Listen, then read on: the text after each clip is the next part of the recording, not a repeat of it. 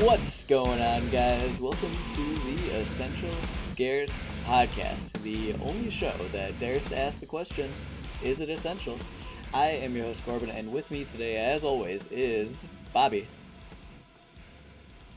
Hi. And Alan. Hey, everybody. Well, there it is. I don't know. This is the first thing that came to mind, so here we are. It's okay. Him calling on me first really threw me through a loop for I noticed some that. reason. Yeah, there wasn't lag. Bobby just lagged mentally. Think of something funny, please, please, please. Oh, man. We got a great show for you today. We are going to be discussing the brand new release, the much anticipated horror reunion of Ethan Hawke and Scott Derrickson, The Black Phone. But before we get into it, Bobby has a spoiler warning. I do. This will serve as your first one and only spoiler warning for the brand new flick, The Black Phone. If you do not want this movie spoiled for you, please skip to the time code provided in the description or show notes for our essential spoiler-free discussion. Attention all young white men. The new Halloween costume just dropped. Alan. I love that. There's something beautiful about your short and sweet ones that, like, just hit really well. So this film is all about a serial child kidnapper and murderer known as the Grabber. We get to know our main character Finney and get to see him as a kid. It's based in the 70s, so it has that, like, just cocaine fueled feel of the 70s. It's really nice. And as the movie progresses, Finney, of course, gets captured because that's kind of the whole shtick that's going to happen here. And the big twist of it is there's this black phone. Shocking, I know, that he is able to communicate with others that have been taken by the Grabber. And he needs to utilize their knowledge to best the Grabber and escape.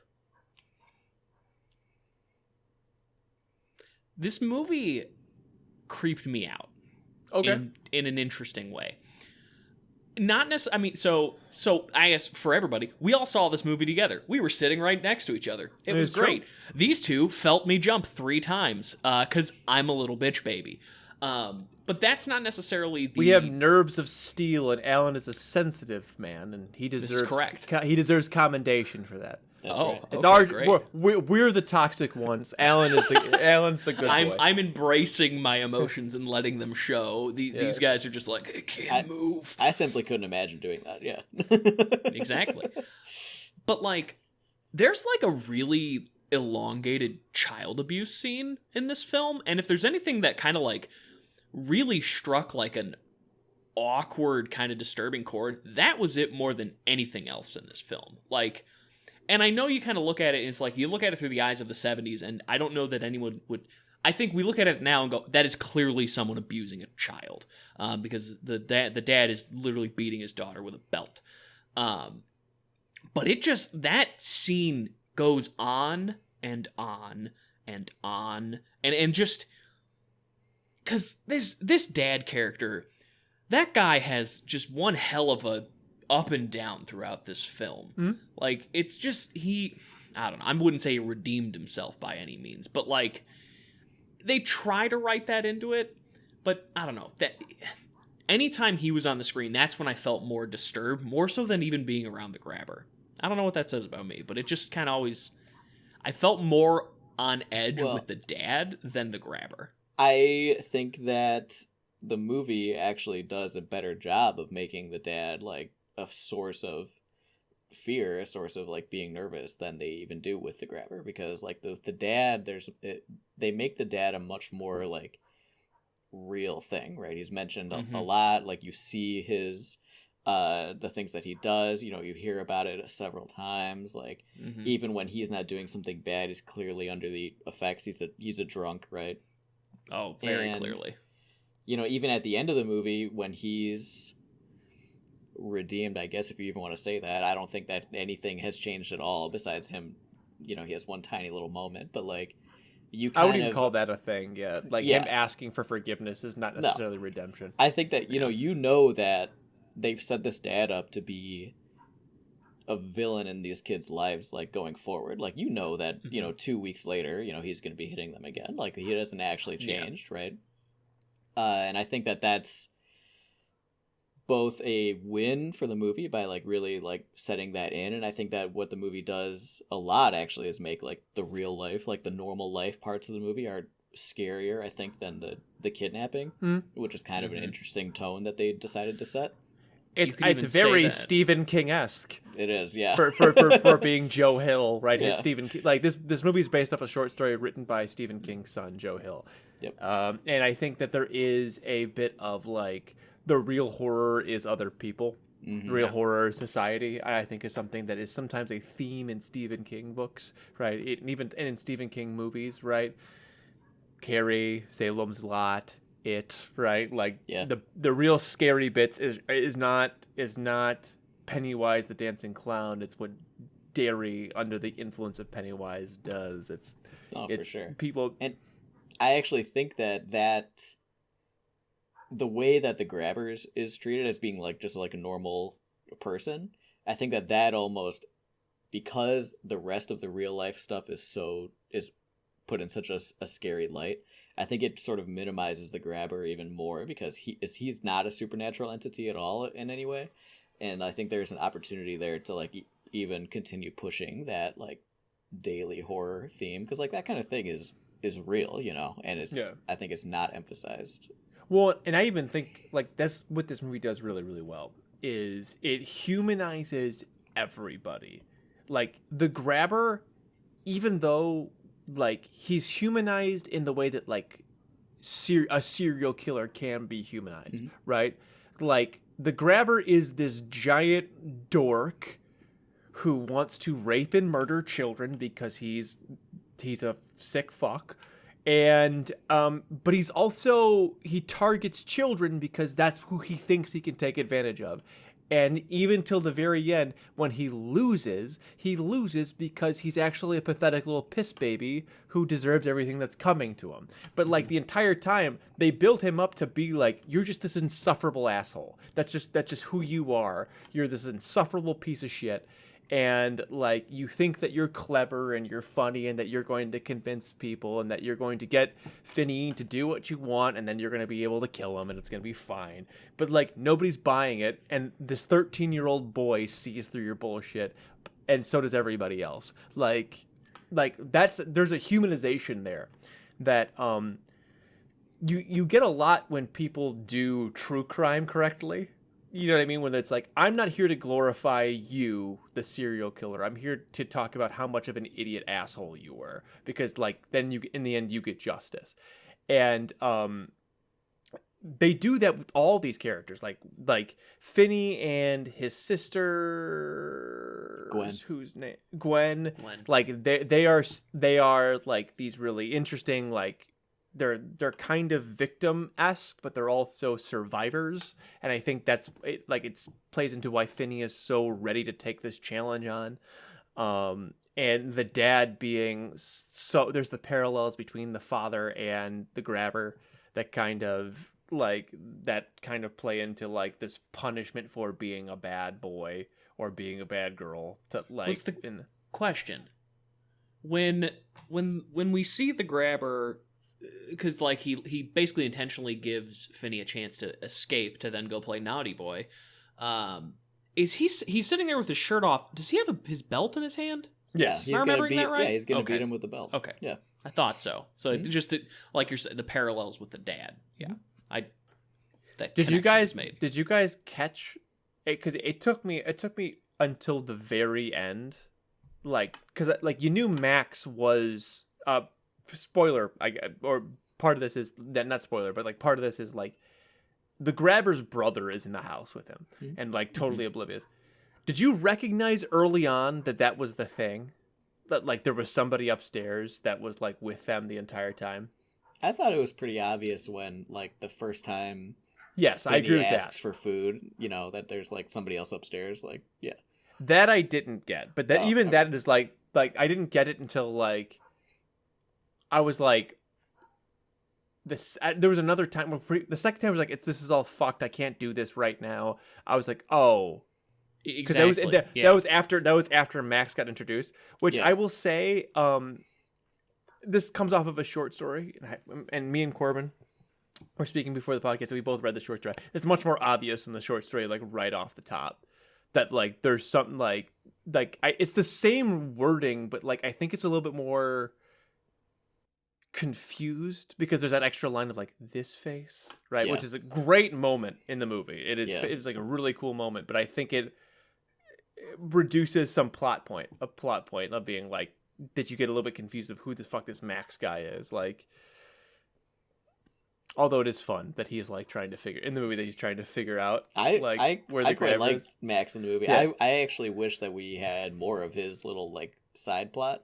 I think him talking to the grabber, being like I think I know he's got to be somewhere in this area. Yeah, I think he's across the street. Yeah, like, who's our across the street neighbor? There's room for some like little like funny like digs at it, and also like that's the most brutal kill and the only kill even almost in the whole movie, and like that moment could have had a little bit more punch if we were like, oh, Max, like, you know, he's so close and gets so far, and then when he finally figures it out, it's like, I knew you could do it, Max, and then he gets killed. Like, I think that would be funnier.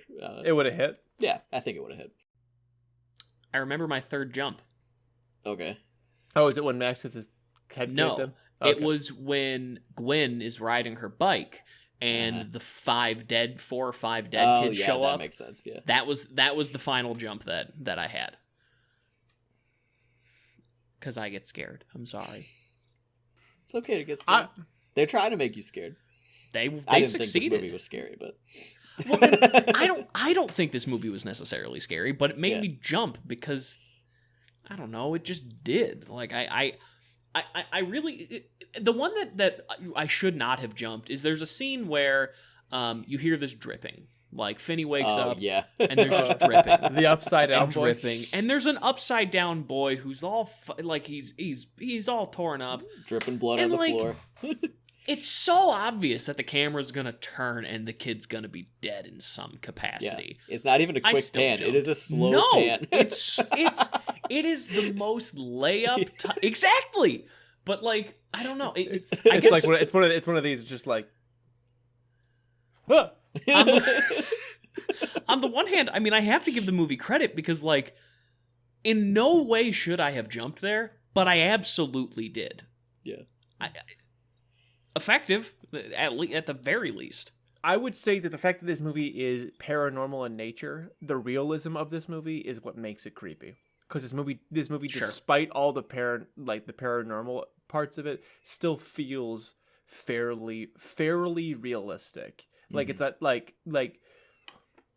in a world where paranormal movies have become Paranormal Activity 7 and the Conjuring universe of films, this movie has a happy medium of like it's undoubtedly they're discussing like psychic abilities or the abilities to see the dead, but also not beating you over the head with it so much that like, hey, maybe Finney's seeing things and maybe Gwenny is like, maybe they're both just lucky,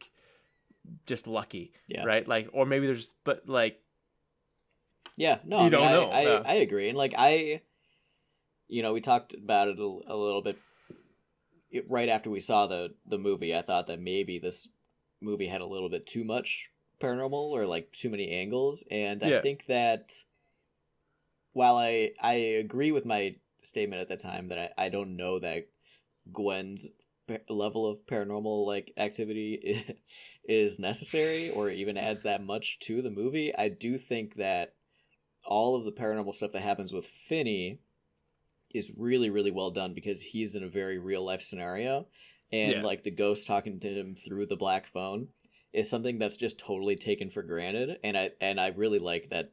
Like he's never really taken aback by it. Like he just goes for it, and I like how they treat that.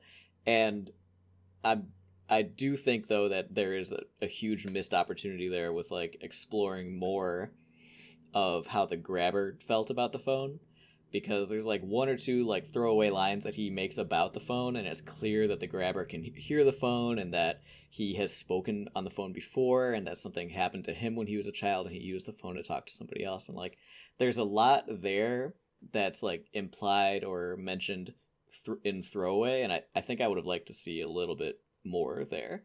And I think it could have lent a little even more strength to Finney's use of the phone by like using something as a weapon that the grabber has made out to be like very clearly something that he did not want to be used, as opposed to like just a tool that he always had access to no negative effect. Yes, I hear that. But I think it works as is. Right? I think the idea of like him just being like him just denying that like the phone does anything, and like I think he'd be somebody who is like in denial about it, right? Because like, or like he just knows that he's crazy, so therefore it doesn't matter anyway. Like I think that works better in the short story where the phone only goes off once, but in the movie when it's like 4 or 5 times, it goes off a couple of times. Yeah, well, Finney only talks to the one kid in the story. Yeah.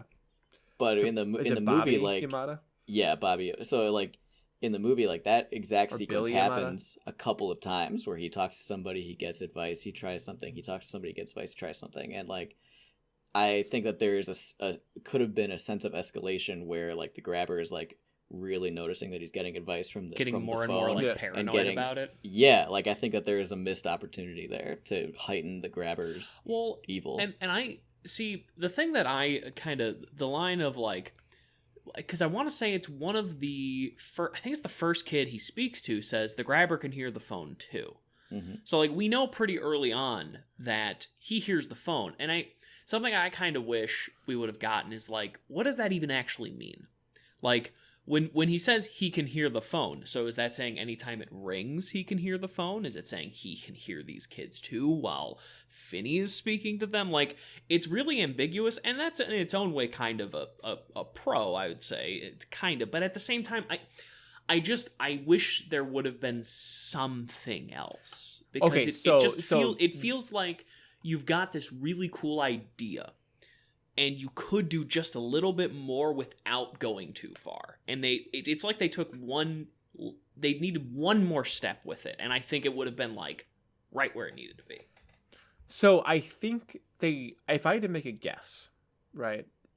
Because what I've noticed is I'm pretty sure the grabber in the short story and the grabber in the movie are, at least line-wise, they don't. There's only one difference in their spoken word, and that is the part-time magician versus I'm the part-time clown. Everything else that the grabber says is just that. Like it's just he might have some other lines, but every line he says in the short story is in the movie, like verbatim. Yeah, that's pretty cool. So like there's not a lot. I think that was intentional. I don't think they wanted to add anything to that character.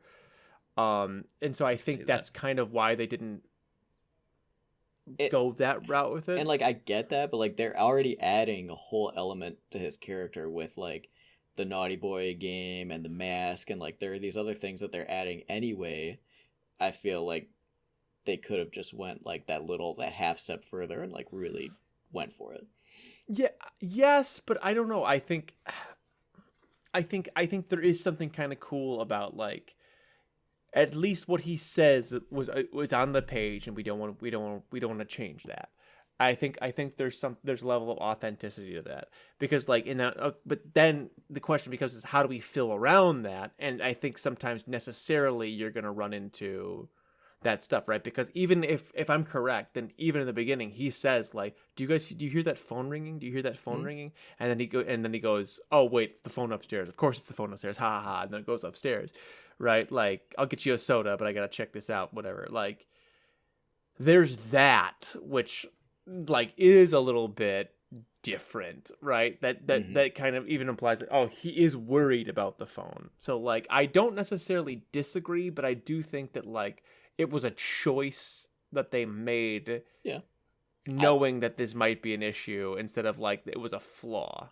You know what I Mhm. mean? Like it was an I think I always say that there's like, I think there's a difference between an unintended issue versus we know that there's going to be problems if we do it this way, but the movie will be better off served if it is this way. Well, I mean, I certainly don't think that this was unintentional. Like, Yeah, I okay, think it's yeah. clear that this was a choice that they made, but Mhm. I disagree that it was a choice necessarily made for the better. I think that they might have had the right intentions, Yeah.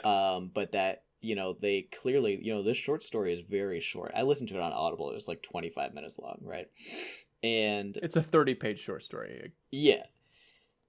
And so, like, obviously, to turn that into a full length movie, you're gonna have to add a little bit, right? I mean, the short story starts when Finn is abducted, you know, so everything before that is additional. And I just, I don't know that after seeing the movie and reading the book or the short story, I don't know that the parts that were added are the parts that I would have wanted added after. Like, if I had read the short story first and then seen the movie, I think I would have been like, yeah, I would have preferred other things extrapolated on. I do feel that way even now. I see. I feel. I no. Honestly, I feel the opposite. Mm. Because I was kind of with you. I was like, I don't know if I feel this way about that. I like I don't know why they did the Gwen stuff. The one thing I will say is I don't know if the child abuse stuff was super necessary. I think they Yeah. could have even gone I think they could have added, like, in lieu of that, they could have added a little bit more Max and even a little bit more Gwen to there. Yeah. Like I I agree think with would have, that. because Yeah.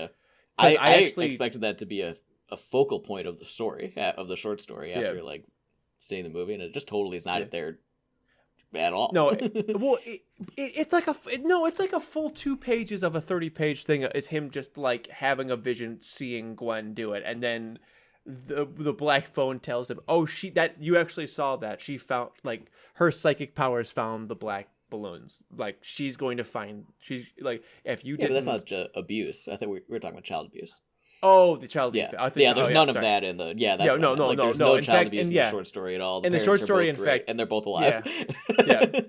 Which that I think, while I think it worked for the movie for the reasons we discussed, Yeah. I don't think was super. I kind of like. I think now that I've seen both, I would say, maybe not so much, but Yeah. like at the same time,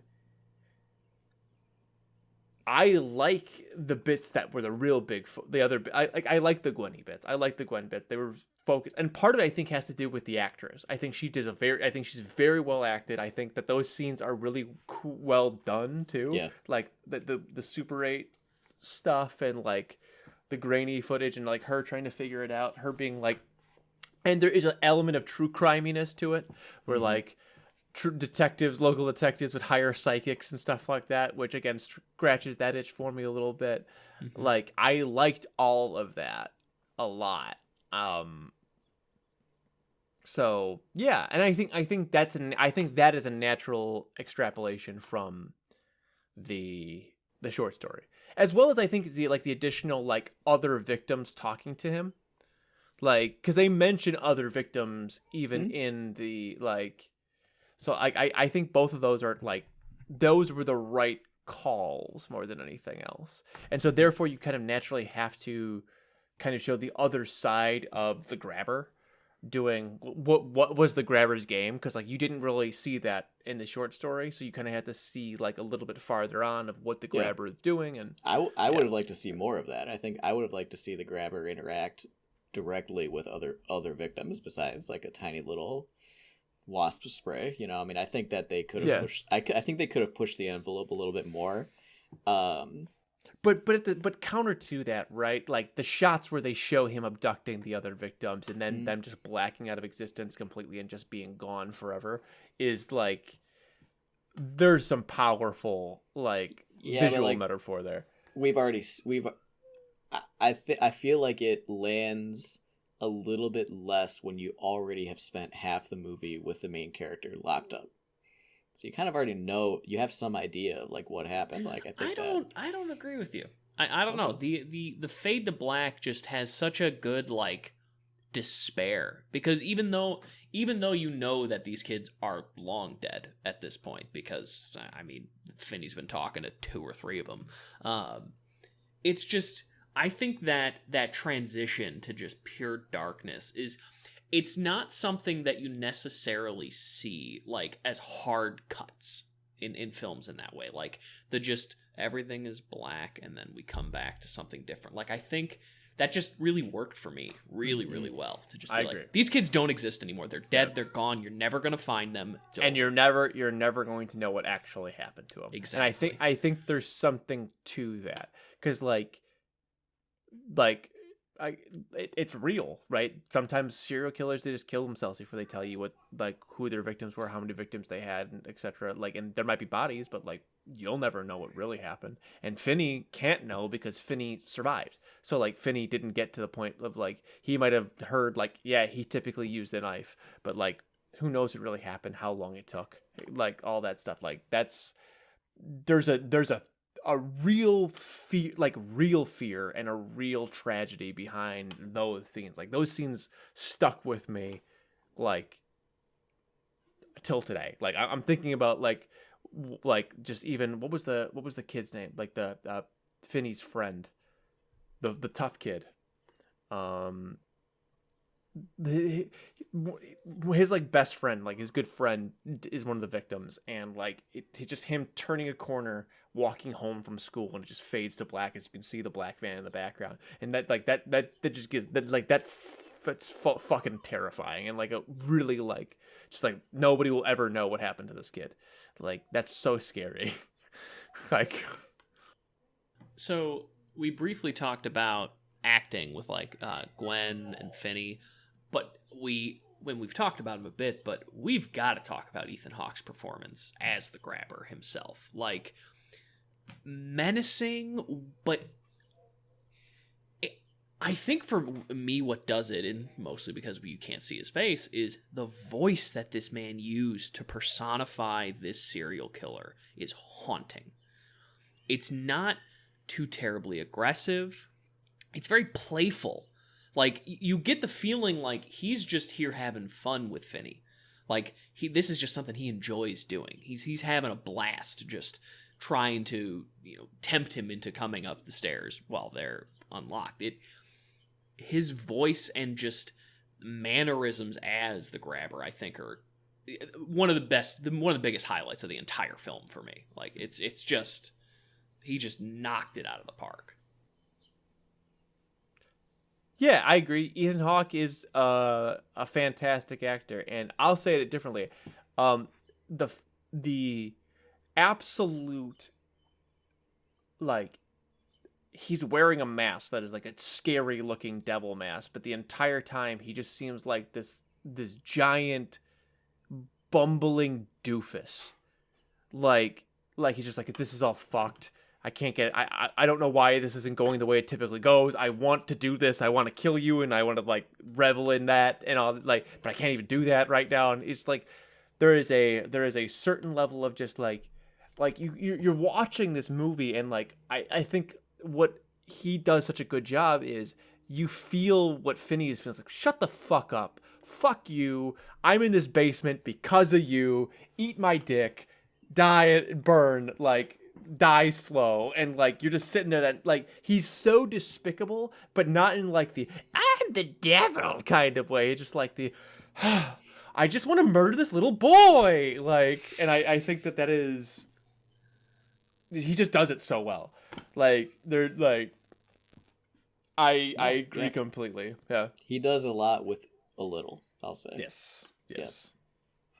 I would agree with that. How do we feel about the soundtrack? I'm going to ask that question. I loved it. I know that was one of the things right after the film that I brought up, was that the intro soundtrack to this movie is like, I don't know if I would say it doesn't like fit, but it's so like it kind of like gets under your skin is how I felt. Like I kind of immediately was put on edge by the music that was playing through the intro bit.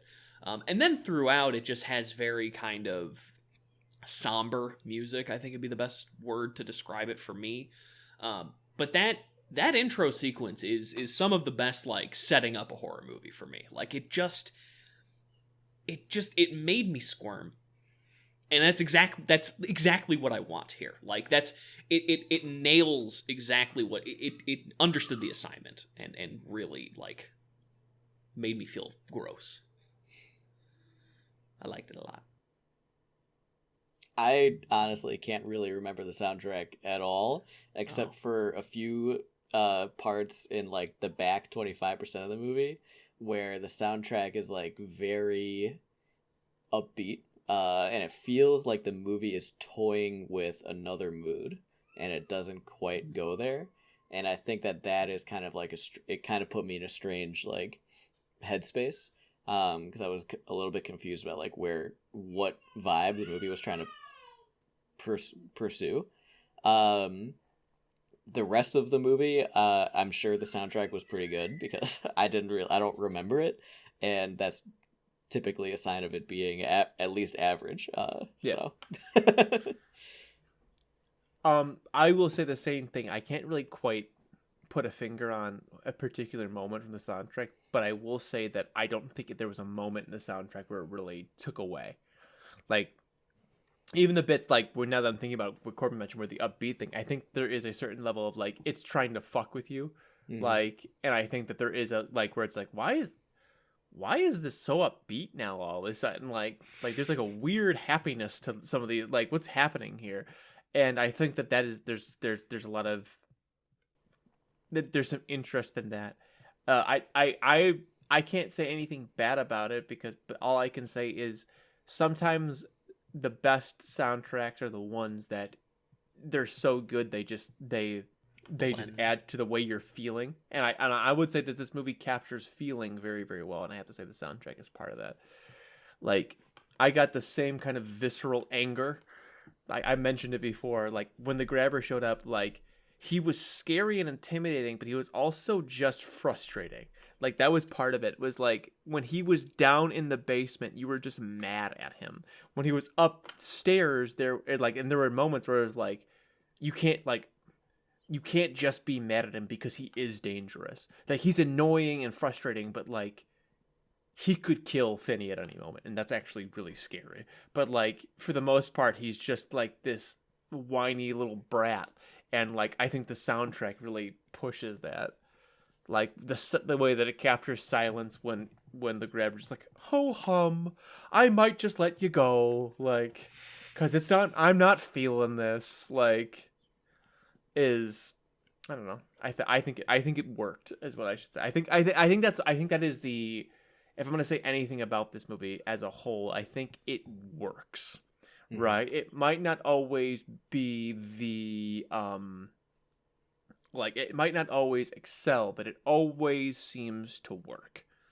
And I think that is important, right? Because like all the stuff that we've been talking about, it's like it could have been better if they did it this way, but like, do we really hate that they did it the other way? Mm-hmm. No, the movie is it's really cohesive and it works, and it's not like you're never left wondering like, oh man, like I wish like I think the only thing is like this movie is, again, it's an hour 42, so it's a good 90 minutes, which is what you want out of a horror movie, and it leaves you with questions, which is, I think, is a good thing, mm-hmm. right, in movies like this. So that's why I would say that, like, that's why I brought up the soundtrack, because it kind of personifies all of that, of just, this movie works. This movie really just does work. Mm-hmm. Yeah.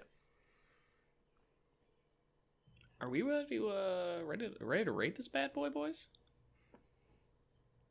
I suppose we are. I'm ready. Bobby, how do we do that?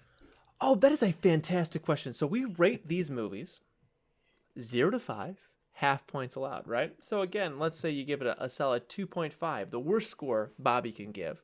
That's totally fine. A 2.75 might be slightly better, right? But unfortunately, not allowed. Bobby, 2.5 is terrible. but a Bobby 2.75 is just straight up illegal. So yeah, starting with Corbin, let's go with that. What do you think? What are you rating this bad boy?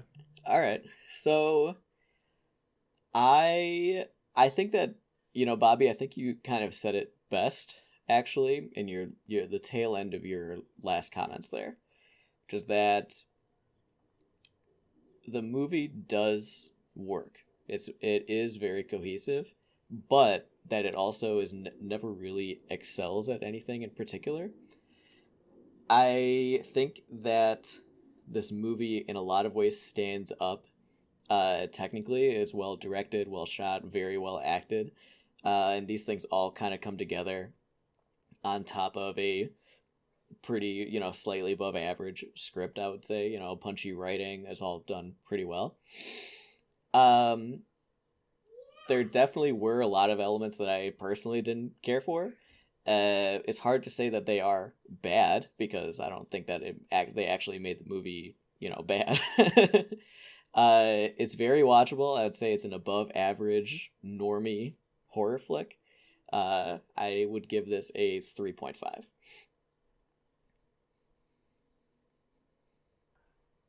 I'll go next, because why not? Yeah. Because I'm standing at a slightly better. I'll start with I'm gonna give this a 4 out of 5. I would say that this movie, like I said, it's not always elevated, but I think Corbin hits a point of it is a new IP that is elevated horror that is directed to a normie audience, right? This movie, while I don't think it will, and I'd say that I don't know, this movie has the potential of really, like, just even the grabber mask really going places, right? Yeah.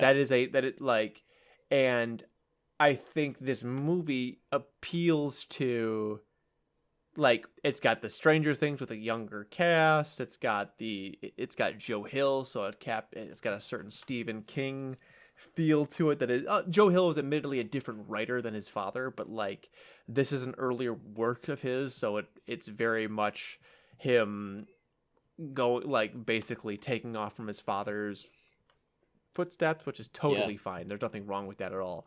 But it just hits like that in a way that I think is really, really good. Now, granted, right, there are some stuff that just it doesn't hit as well, right? Some of the stuff is messy, and a lot of that is the stuff that was added in, right? Like I think I said, the child abuse stuff is not super needed, and there are some stuff that, like, I think slightly could have been better suited if that was stuff that was explored more, that was actually in, like, it was the one thing that was added to, like, really holistically added, that was not actually a part of the short story. And I think that's the little bit that kind of suffers just ever so slightly for it, enough to knock a full point off, I actually would say. But other than that, it's really good. Like, I liked it a lot. I came out of this expecting all of us to be like, yeah, and then when Corbin was like, I don't know if I liked it too much, I was actually a little bit taken aback by it. So yeah, 4 out of 5. So I'm at basically the same kind of feeling. I'm also at a 4 out of 5. I think that this movie succeeds in giving you a villain that is easy to mock, but at the same time, you know, at any moment could explode. Like, that instability is something that kind of permeates the film through and through. And it just... This movie does dread in a way that I like a lot. You know, you never really feel like Finney's safe ever, and I like that. You know, it's just effective in that regard. Where it kind of loses me a little bit is I also really wish that some of the supernatural stuff was cut down a bit. That was, you know, because to me, I think you have a more interesting plot if you don't have that aspect. And I say that because, you know, it's believable that a kid's fight or flight response kicks in and he starts thinking he's hearing people. Like that makes like you can square that logic perfectly. Where was it supernatural? Was it not? Whereas with this, it's explicitly supernatural because there's other supernatural things occurring. Like they kind of lose the ability to like make that ambiguous call, and I think that creates a more interesting film just at a base level by letting it be more up to the audience's interpretation. So, yeah, 4 out of 5. Pretty enjoyable film. It'll make you jump if you're a little bitch baby like me. Oh. So yeah, spoiler free, of course. Is this movie essential? Who's to say? Who's to say? We are. Oh. It's like we did all agree. We did all agree that it was enjoyable. In yes, fact, I would say so. The lowest score being a 3 out of 5 from Corbin. 3.5. 3.5 out of 5. Excuse me, 3.5 out of 5 from Corbin, and then me and Alan settling just slightly higher than that at a 4 out of 5. Yeah. But the question is it this essential? Movie to horror as a whole? Who's to say? Alan? I'm gonna. Oh. Bobby, I was willing to volunteer. Do you want to go first? I will volunteer. Volunteer. Go ahead, Babu. Okay. Take her away. I'm going to make the call. Yep. And it's the tea leaves, and I've been incorrect a lot of times with when it comes to new movies, because I think I overthink things. But I think this movie has the ability to, yes, for 2 reasons. One, it's got an iconic villain. Ethan Hawke does such a good job as the grabber, but it doesn't necessarily need to be Ethan Hawke as the grabber. You just need somebody with the mask, right? There could be a sequel that is like not as good, but it is very much like the same mask. And but either way, 2, if you will. Yes, exactly. The mask is actually like it's a possessed mask. The mask is the grabber the whole time. Yeah. Kill me now. but you don't know. It's almost like it's going to happen. And that would that might make it iconic. But in addition to this is, I want to say, one of the first. Like this is probably the first Joe Hill movie that received a like super big push for a release, and it's doing quite successfully. It's already made its money back and then some, and that's opening weekend alone, right? So like, this might be the first, like, because I think there's a couple other stuff that he was on, or I think he might have actually written Horns, but like this is the first thing. Like, people, again, Joe Hill is Stephen King's son in every way, from the way that he looks to the way that he writes. He really is his father's son, and people are looking for some good old fashioned Stephen King style writing. And so this is a real chance for a lot of his writing to continue down that adaptation train. And the same way that, like, we look at a lot of Stephen King books that get adapted as classics themselves, I have a feeling that this might be the first of many, or the second of many. But because Salem's Lot is a thing, but Carrie was the first real one that everyone got up their jimmies all about. This might be a lot like that. That's kind of where my head is at with this. And maybe it's because I'm too much of a fanboy for this style, but like, it feels like it's the start of something in like a really big way. So that's why I'm going to say yes, it's essential. I'll go next. Alan's primed. I can see it. Oh, well, I was primed because he said it sounds like it's the start. And I was about to say of something new, and I thought of High School Musical. I'm sorry, but that's just how I'm programmed. Well, Alan's off the show. That's fair. So Zac Efron month when again, dude, we could do it like. No, we couldn't. He's not in any horror movies. Make it work. We'll make it work. We'll make it work, Bobby. Nothing's scarier than High School Musical. Honestly, they High School break Musical up, they is get a back horror together. Film. Oh. For me, yes, because I was too cool to like High School Musical when I was Did you stick to the stuff that you knew, Bobby? I don't get that reference because I've never seen those movies. I hate you. Is this movie essential? Oh. So, anecdotally, when I've gone to see newer releases for horror films, the crowd's not that large. This was by far the most people from me. Absolutely. Well, I mean, think of the other modern releases we've gone to the theaters to see. Antlers, that was in 2021. Things were still a little shaky in terms of going to a theater at that point. Crimes of the Future was there. It was me and 2 other people in the theater for that one. There was nobody. And what else have we gone? The Purge. Dude, there was some packed people there, when we but went to see not the much. The theater it was wasn't for not me. packed. The theater was not packed. It was about at least as many people as went to this. It was as many. It was as many people, which is important. But I guess I would argue that's kind of my anecdote is like the That was a year general ago, the general amount of people that went to see this movie. It feels like more. I'm not going to base my entire argument on essential on that, but that is one of those things that I thought of while sitting in the theater is there are more people here than other films I have seen. Now, granted, this film's taken how long to come out? It's got a 2021 release date on IMDb, but it came out 4 days ago, as of recording this, or 3 days ago. So I'm kind of stuck, because I think that it has the trappings of a potential essential movie, but I don't think I'm willing to hedge the bets that it will be. I think that this is one of those films that is going to be lauded in some ways, but I don't think it's going to be a touchstone. So, no. But I want to say yes, but I don't think so. Okay. So, man, I think that there are a couple of really good points that have been made so far, right? I think that, first of all, I definitely don't know that how many people, go to see it on opening night is necessarily a huge indicator, though I do think that it has some aspect to that. I didn't think the theater was like that full. I'm still used to like when you go in to see horror movies opening weekend and like everybody, going. It's like jam packed. Yeah, that's how it used to be, and it was just such a blast.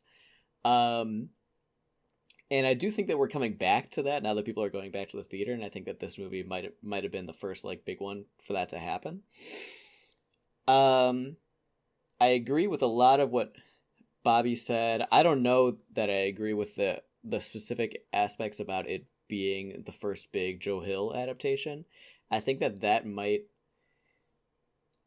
oddly get lost along the way. But I do think that The Mask, it was like the very first thing we said, right? I think The Mask is going to become one of those things. Like, I think that this is going to be a top sold item at Spirit Halloween. I am already see The Grabber and this movie being put on like Facebook polls as part of like horror movie things. Like, sometimes you just kind of know when a movie is going to like resonate, I think, with a certain audience, and I'm gonna go to The Grabber for Halloween next year.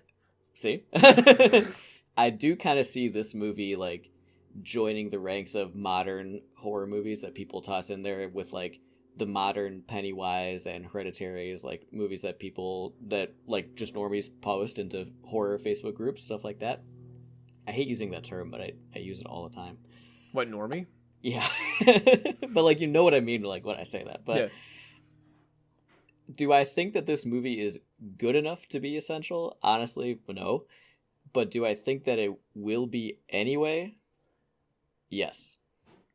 This movie is better than Silent Night, Deadly Night, a movie that we definitely said was essential. Yeah, but I don't know. I mean, that one's different because it's like, it's easy to look back on that. Like if Silent Night, Deadly Night came out today, I probably would have said no.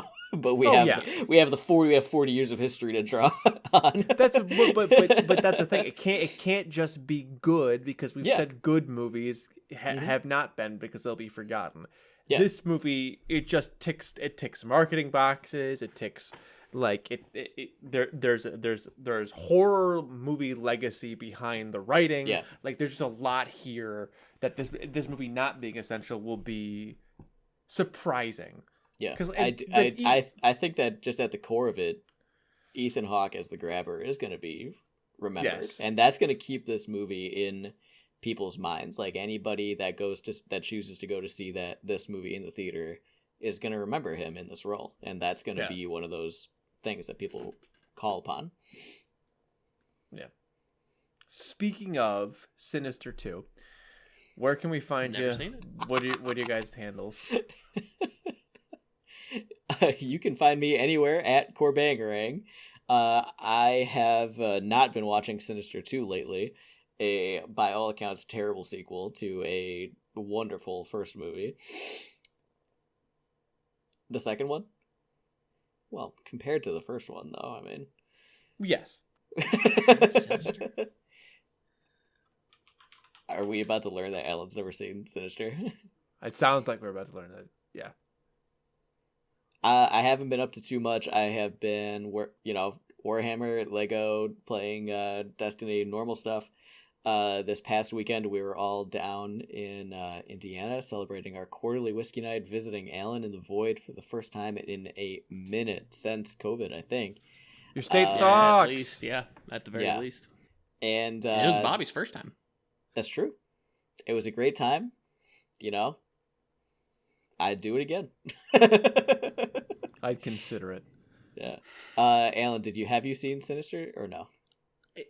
Is Sinister the one where near the end the like demon dude is like sharpening his claws and then the SpongeBob music is playing? That's Insidious. I've seen that, but I haven't seen Sinister. Sinister's the better of the two.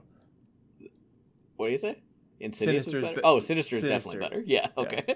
Yeah. I thought you said Insidious was better. I was like, this is a shocking revelation from Bobby. Would you ever think I would say that in your life? That's why I had to double check because I was about to be shell shocked. I don't care that Mr. Boogie looks like the guy from Slipknot. It's a better movie. Yeah, he so does too. Great flick though. Yes, it's same director as this movie, Alan, which is why we keep bringing it up. And Ethan Hawke is the lead, so I'd be interested in watching it. I mean, maybe we can throw it in the rotation at some point. Probably pretty soon, actually, with how much we've talked about it. But anyway, you can find me at twitch.tv/theredweenie. Oh, I just assumed you were done. Go for it. Weren't? No. Okay. I'm beyond Twitch.tv. Yeah. Okay, twitch.tv/theredweenie. You can find me streaming both Destiny on Sundays with my boys, as well as horror games that we are playing for the podcast. Currently, I am slowly getting through Amnesia. I do that at least one day a week on a weekday. Typically, it's going to be Wednesdays, but sometimes I'm going to be too tired to do it a different weekday. But you will be seeing me on a weekday and on a Sunday. Other than that, I have been also oot in a boot. I read The Black Phone, as well as I started reading a true crime novel. Not a true crime novel, a true crime anthology, book? I would say. Yeah.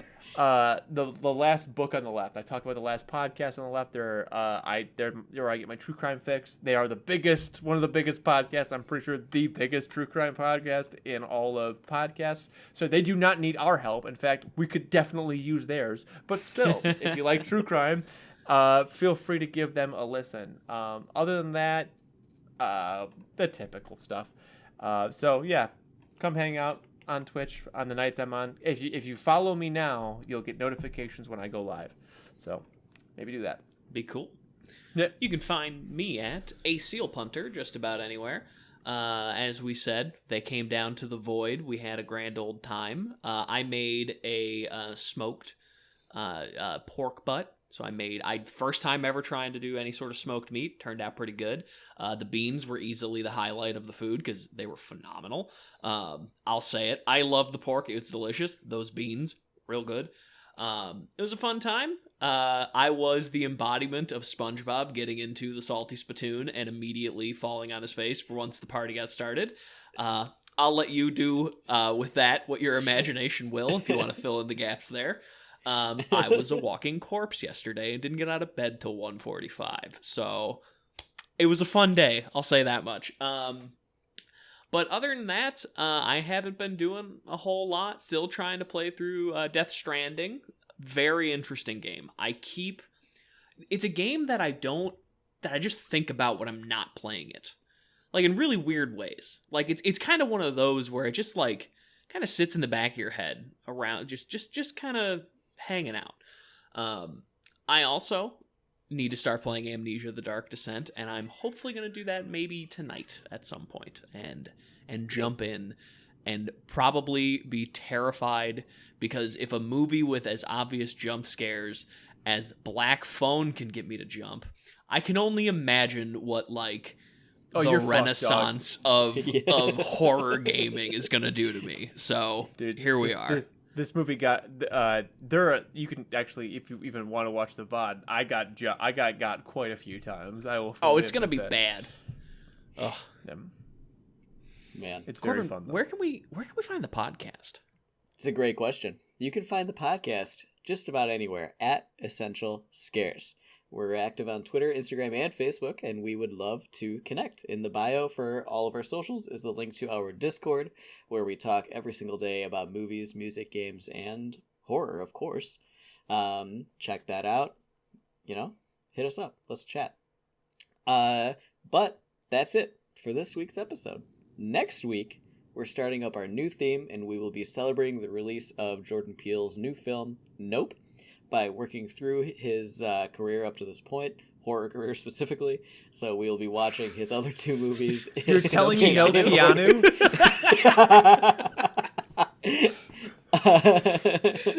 So starting with 2019's Lion King. Oh, God. Next week, we're going to watch Get Out. For anybody that has been trying to keep up, we are playing a game for this month's releases. That game is Amnesia, that we've mentioned a few times. The first one, The Dark Descent, and that episode is the third episode of July after the first two Jordan Peele movies. So if you want to have it done by then, that's the deadline. Yeah, thanks so much for listening and for watching. Don't forget to rate and subscribe and share with your friends and family. Thank you so much to Alan and Bobby for being on the show with me this week, as always. I've been your host, Corbin, and this has been Essential Scares. Play that breakdown, baby.